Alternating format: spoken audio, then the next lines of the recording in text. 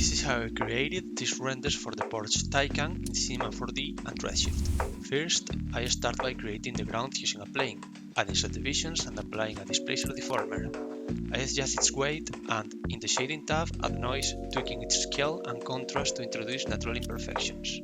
Once I'm happy with the terrain, I create a material with vegetation. It doesn't have to be a specific one. The key is to avoid a grey surface before adding actual vegetation. For the ivy, I choose a model that fits the scene, some flowers in my case. Using a cloner, I set it to object mode and link it to the ground plane, allowing the plants to scatter randomly across the surface. To keep the scene lightweight and ensure smooth navigation in the viewport, I assign the cloner to a new layer and tweak its visibility settings. This way, I can easily toggle the vegetation on and off when needed. Next, I import a car model, a Porsche Taycan, update its textures for Redshift and place it where it best fits the HDR alignment I set before. I use one from the content browser, but you can use whatever you want. To avoid a flat horizon, I add several landscape objects, positioning them to fully cover the background and make the scene feel more immersive.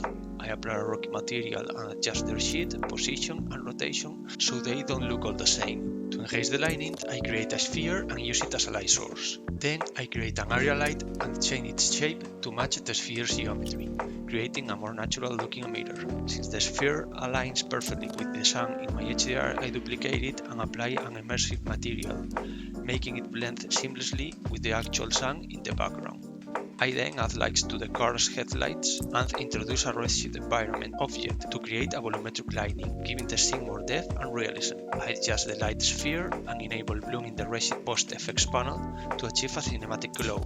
With the lighting set, I create multiple cameras to define different angles and group them inside a stage object. This lets me automatically switch between shots without manually adjusting each one. In Redshift's render settings, I configure AOVs to insulate emissive lights, giving me more control in post-production. Now it's time to let Redshift process all the frames, and once the render is complete, I do the final touch-ups in Photoshop, adjusting lighting, adding vignette and noise, and refining details in the image.